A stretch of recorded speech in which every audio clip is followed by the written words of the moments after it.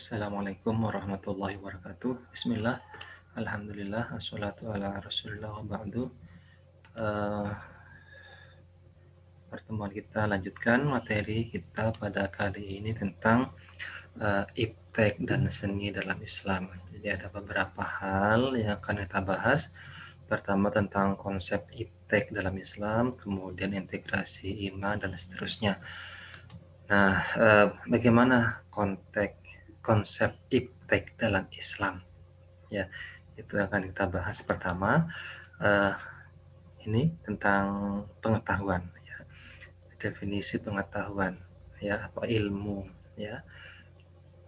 Jadi pengetahuan adalah segala sesuatu yang diketahui oleh manusia melalui panca indera, intuisi dan firasat, ya. Ilmu pengetahuan itu adalah sudah diklarifikasi secara objektif dan ilmiah, begitu. Ini definisinya. Kemudian teknologi adalah hasil, ya, dari pengetahuan itu.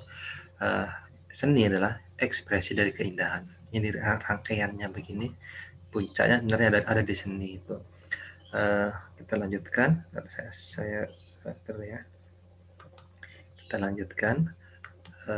Berikutnya ini ya, teknologi iptek ilmu itu akan menghasilkan teknologi.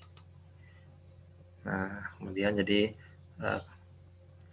mempelajari, mengamati dan merenungkan, maka akan menjadi akan ini semua akan menjadi Islam yang sempurna. Nah, saya lanjutkan. Jadi tentang bagaimana adalah konsep ilmu dalam Islam. Ya, kalau tadi itu proses hasil ilmu itu, ilmu dalam Islam itu ada pertama konsepnya begini, bahwa semua ilmu itu adalah dari milik Allah, ya. Ilmu itu milik Allah semuanya, walaupun nanti dalam tataran prakteknya, kenyataannya ada ilmu yang dihasilkan oleh manusia melalui elaborasi mereka, ada ilmu yang langsung pemberian dari Allah. Ada dua model seperti itu. Tapi pada dasarnya semua ilmu itu adalah dari Allah, milik Allah semuanya. Nah, kemudian ilmu yang diberikan pada manusia itu hanya sedikit sekali dari luasnya ilmu Allah itu. Makanya ada yang mengatakan, mengibaratkan ilmu yang diberikan Allah kepada manusia itu seibarat setetes air yang ada di lautan. Jadi ilmu Allah itu seluas lautan, sementara ilmu dari yang milik Allah yang diberikan kepada manusia itu hanya setetes dari air lautan itu. Jadi sangat sedikit sekali ilmu manusia itu, sangat terbatas sekali. Berikutnya, ilmu adalah wasilah, bukan tujuan. Ilmu adalah perantara kita untuk mencapai suatu kebaikan. Ilmu bukan tujuan akhir dari apa yang dimiliki manusia. Kemudian, ilmu itu tidak bisa didapat dari manapun dan dari siapapun. Jadi sebenarnya tidak ada ilmu yang hanya milik orang Islam atau milik non-Muslim, tidak ada. Semua ilmu itu milik Allah. Oleh karena itu umat Islam bisa mengambilnya dari manapun, bisa mendapatkannya dari siapapun. Kemudian tidak ada ilmu dikotomi ilmu agama dan umum. Dalam Islam itu tidak ada pembedaan antara ilmu agama dan ilmu umum, karena semua itu adalah ilmu milik Allah. Kalaupun kemudian pada kenyataannya dibedakan antara ilmu agama dan umum, itu hanya sebenarnya untuk memudahkan klasifikasinya. Dan itu juga sebenarnya bagian dari warisan peninggalan penjajah ketika itu, di mana mereka mendikotomikan antara ilmu agama dan ilmu umum.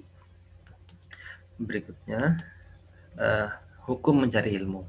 Hukum mencari ilmu banyak sekali, ya. Ada yang fardu ain, itu berhubungan dengan harian.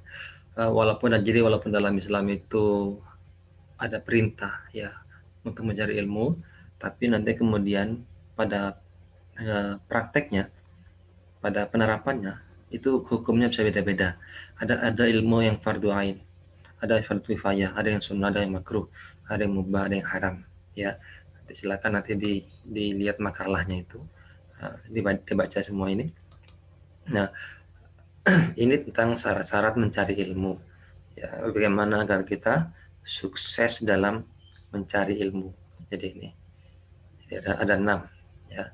Harus memang pintar, semangat, sabar, ada biaya, ada gurunya, dan harus lama. Jadi ini penting.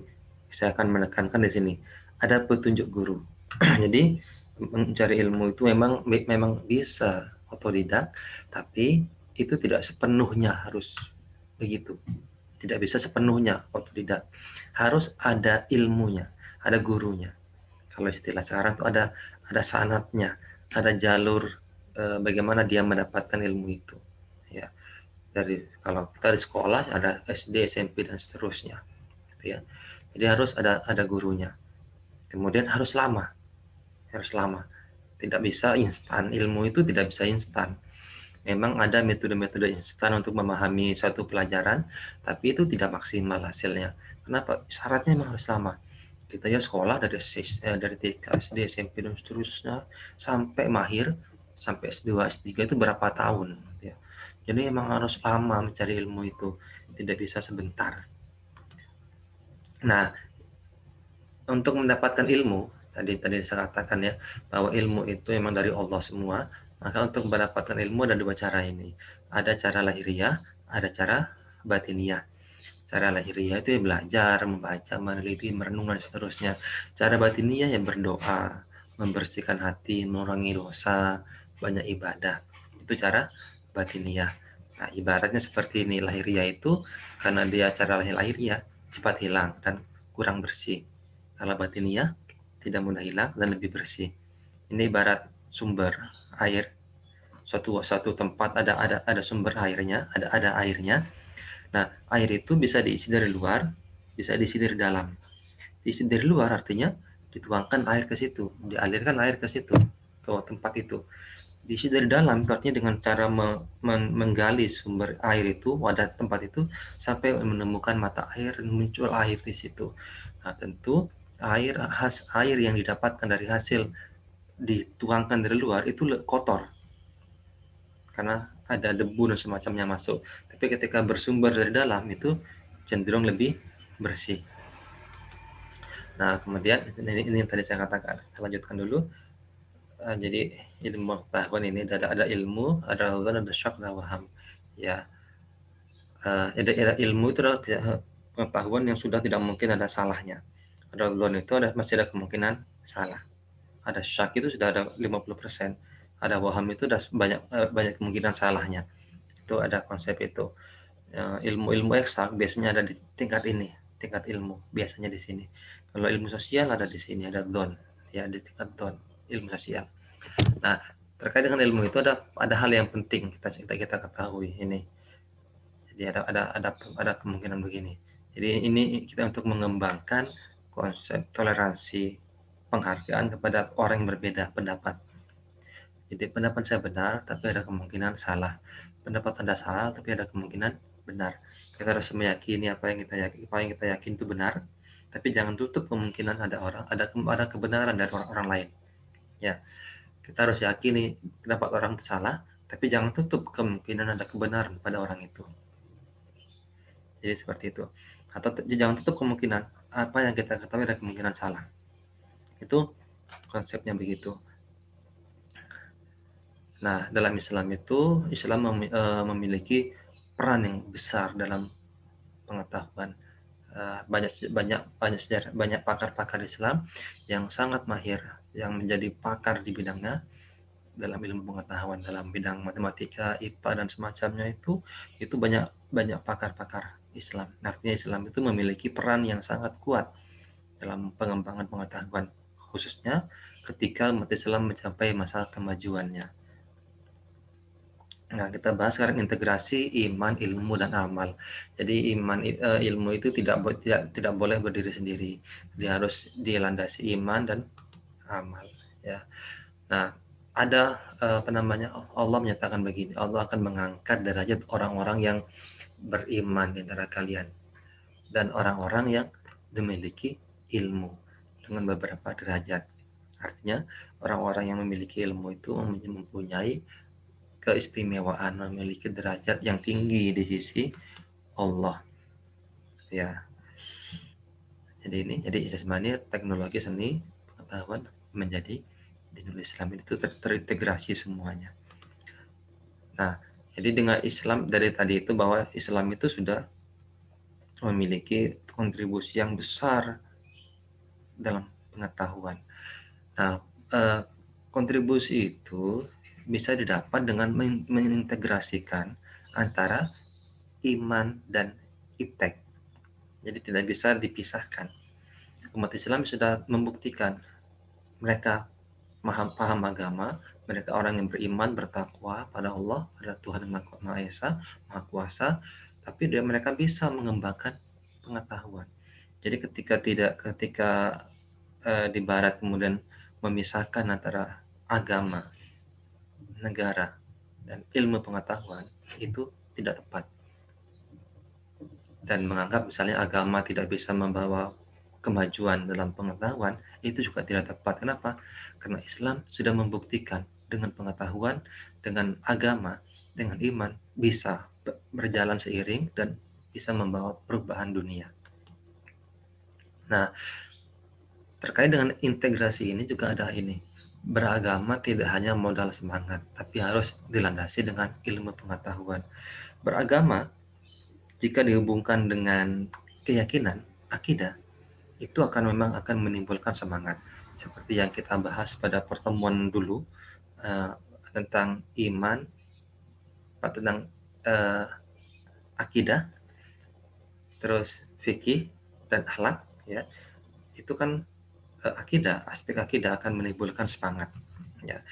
Nah, beragama itu tidak hanya modal semangat, tapi harus ada pengetahuannya, sehingga tetap harus rasional, tidak atas dasar agama dengan semangat agama kemudian menghilangkan rasionalitas, tidak bisa. Harus agama itu harus ada eh, pengetahuan yang melandasi agama itu, semangat itu. Nah, sehingga integrasinya begini, jadi ilmu, iman, Islam, nanti ihsan akhirnya, ya, atau iman, ilmu, Islam, ihsan, terintegrasi begini.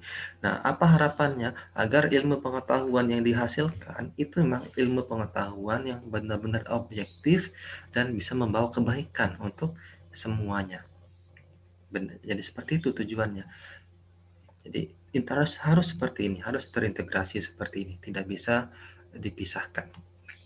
Jadi ilmu, iman, amal, atau iman, ilmu, amal, bisa begitu.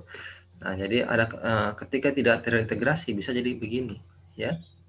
Ada beriman tidak berilmu, berilmu tidak beramal. Jadi ada banyak kemungkinan ini, gitu ya. Nah, jadi bahkan ada yang mengatakan begini, ya, ilmu tanpa amal itu bisa jadi begini, ya. Nah, jadi kalau hanya ilmu, jadi kata Gusmus, jadi kalau hanya ilmu menjadikan seorang itu mulia, maka komputer harusnya lebih mulia daripada manusia. Jadi kecerdasan buatan itu seharusnya lebih mulia dari manusia. Kalau memang hanya ilmunya yang menyebabkan manusia itu menjadi mulia. Jadi yang menyebabkan manusia mulia itu ketika ilmu terintegrasi dengan iman dan amal. Itu baru menjadi orang yang mulia. Ya, atau iman yang menyebabkan dia mulia, orang mulia ketika terintegrasi dengan ilmu dan amal. Jadi harus terintegrasi. Ketika Allah menyatakan tadi pada ayat-ayat yang tadi disebutkan, Allah akan mengangkat derajat orang-orang yang beriman dan orang berilmu. Yang dimaksud adalah orang yang berilmu yang bisa mengamalkan ilmunya. Orang berilmu mengamalkan ilmunya dan dia dilandasi oleh iman. Itulah yang diangkat derajatnya oleh Allah. Bukan hanya orang yang berilmu, tapi tidak beriman atau tidak beramal. Kalau hanya berilmu, komputer lebih pintar dari manusia. Dia harusnya lebih mulia daripada manusia. Kecerdasan buatan, HP kita, smartphone kita itu lebih pintar dari kita. Dia tahu segalanya. Tapi dia tidak mulia. Kenapa? Karena tidak beramal dan tidak dilandasi oleh iman. Jadi seperti itu. Nah, kemudian apa ciri-ciri orang yang berilmu itu, dan ilmu dan iman amal yang terintegrasi tadi itu? Jadi ini, dia rendah hati, dia sabar, tenang, tidak gampang bereaksi ada masalah. Ada masalah ini dia langsung bereaksi, enggak begitu. Dia akan meneliti, kemudian akan tabayun istilahnya, akan mengklarifikasi bagaimana persoalan sebenarnya, apa yang terjadi, begitu seterusnya. Ketika dalam misalnya sekarang rame-ramenya tentang pelecehan ya agama oleh Presiden Prancis misalnya, orang berilmu tidak langsung ketika mendengar itu langsung bereaksi, wah haram semacam, nggak begitu. Dia akan tenang, kemudian berusaha berpikir jernih, meneliti, mengklarifikasi, mencari informasi untuk bagaimana sebenarnya kejadiannya, bagaimana prosesnya sebenarnya, apa yang terjadi sebenarnya. Barulah kemudian dia akan memberikan tanggapan, barulah dia akan kemudian menyampaikan apa sebenarnya yang terjadi, bagaimana sepertinya, ya, bagaimana sebenarnya. Jadi akan seperti itu jadi orang berilmu. Jadi tidak gampang kemudian tidak langsung bereaksi. Memang agak lambat reaksinya karena dia akan memverifikasi, meneliti dan semacamnya. Bagaimana sebenarnya kejadiannya. Itu orang yang berilmu begitu. Karena itu dia tidak gampang menyalahkan, tidak gampang memvonis, ya. Juga tidak gampang menjawab semua pertanyaan. Kita kadang sering salah ketika ada seorang kita nggak pintar, dosen misalnya, kita kasih pertanyaan, kemudian dia tidak langsung jawab, itu kita anggap oh dia nggak pintar. Bukan begitu. Orang yang tidak jawab itu ada dua kemungkinan. Ada kalanya dia memang tidak bisa, ada kalanya dia bisa tapi dia berhati-hati agar tidak salah menjawab. Nah, orang berilmu adalah model kedua ini.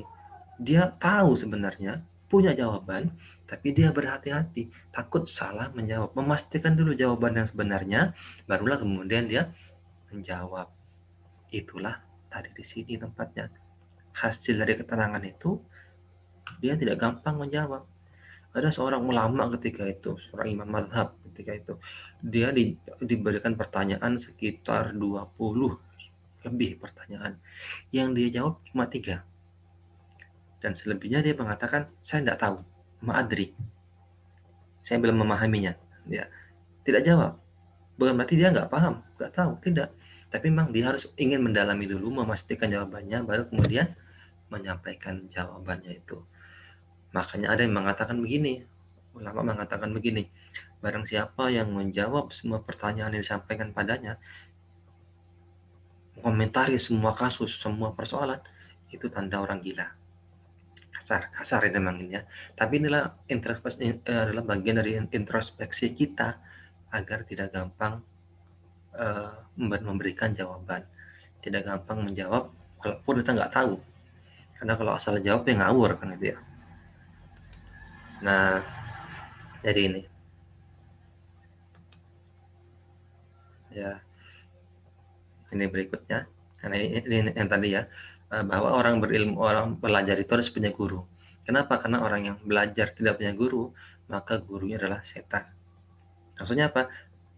Bisa kemungkinan ada peluang dia untuk salah. Besar kemungkinan salah. Ya. Nah, terkait dengan integrasi ini nih penting. Banyak orang yang bertambah ilmunya tapi tidak bertambah petunjuknya dari Allah, maka dia akan semakin jauh dari Allah. Ilmu itu karena dari Allah, maka seharusnya makin mendekatkan seorang yang berilmu itu pada Allah. Karena memang dia dari Allah. Makin mendekatkan pada sumbernya, yakni Allah. Tapi sebaliknya ada orang yang semakin pintar, maka makin jauh dari Allah. Itu banyak sekali. Makanya ada orang yang pintar tapi nggak benar, mengatakan begitu ya. Ada yang pintar tapi benar, ada yang pintar tapi nggak benar. Ya. Kita sering mendengar istilah itu. Ya, jadi seperti itu. Nah, apa hasil dari ilmu? Adalah amal, ya. Ilmu yang tidak diamalkan ibarat pohon tanpa buah. Al ilmu bila amalin kasyajari bila samarin. Ilmu tanpa amal itu seperti pohon tanpa buahnya, tanpa buah. Jadi seperti ini, ya. Yang dihasilkan dari, yang diinginkan dari pohon selain rindangnya, kesejukannya adalah buahnya, ya. Jadi ini istilah-istilah. Ini tadi selewati, ya. Ini tentang keutamaan orang berilmu, silakan dibaca sendiri, ya. Nah, apa tanggung jawab seorang ilmuwan terhadap alam dan lingkungannya? Tentu tanggung jawabnya adalah bagaimana dia bisa melestarikan alam. Ini adalah sebagai bagian dari fungsi manusia sebagai khalifah Allah di muka bumi, ya. Jadi manusia, orang berilmu harusnya bisa menjaga alam ini. Makanya ada yang mengatakan begini, ya. Ada orang yang mengatakan bumi ini tidak akan habis dimanfaatkan oleh seluruh umat manusia, tapi bumi akan habis hanya oleh ulah seorang manusia yang merusak alam semesta ini dengan ilmu dan teknologi yang dia buat, ya. Itulah pentingnya, ya. Nah, orang berilmu sebenarnya selain punya tanggung jawab sosial, dia juga punya tanggung jawab pribadi. Apa itu? Orang berilmu harus berbeda dengan yang tidak berilmu. Harus ada bedanya orang yang kuliah dan tidak kuliah. Harus ada bedanya antara orang yang berpendidikan dan tidak berpendidikan. Ini bukan maksudnya membuat gap, tapi maksudnya adalah sikapnya bagaimana, pola pikirnya bagaimana, terus ada bedanya. Ya, harus ada bedanya. Pribadinya harus lebih baik daripada orang lain yang tidak berilmu dalam segala hal. Seharusnya begitu. Karena tadi itu ilmu dari Allah seharusnya akan mendekatkan dia pada Allah. Harus begitu seharusnya. Walaupun pada kenyataannya ada yang tidak begitu. Berilmu tapi malah nggak baik. Banyak, gitu ya. Nah, tadi saya katakan tentang sebagai khalifah Allah di muka bumi. Jadi harus bisa menjaga alam semesta ini, ya. Saya lanjutkan. Jadi ini tinggal dibaca di PPT-nya, ya. Ya. Nah, terkait dengan seni, jadi ini ya, seni dalam segala sisinya, seni musik, seni tari dan semacamnya, poinnya di sini. Jadi Islam tidak mengenal aliran tertentu dalam seni. Seni musik juga tidak ada alirannya. Islam itu apakah hanya Islam itu gambus? Tidak, semuanya bisa. Ya. Terus seni tidak bertentangan dengan ajaran Islam. Tidak boleh, seni itu tidak boleh melalaikan dari Allah. Itu prinsipnya itu, ya. Nah, ini penting, ya. Orang yang tidak tergerak hatinya dengan musik itu tanda mati hatinya. Hatinya ngaku, ya. Itu berarti pentingnya musik itu, ya. Lagu itu, seni itu penting di situ, bisa untuk melunakkan hati, untuk kita bisa menggerakkan hati agar bisa lebih baik, ya. Saya kira begitu. Saya cukupkan. Selanjutnya kita bisa diskusikan di forum pertemuan kita. Saya akhiri, mudah-mudahan apa yang disampaikan ini ada manfaatnya dan bisa berguna untuk kita semuanya. Saya akhiri, assalamualaikum warahmatullahi wabarakatuh.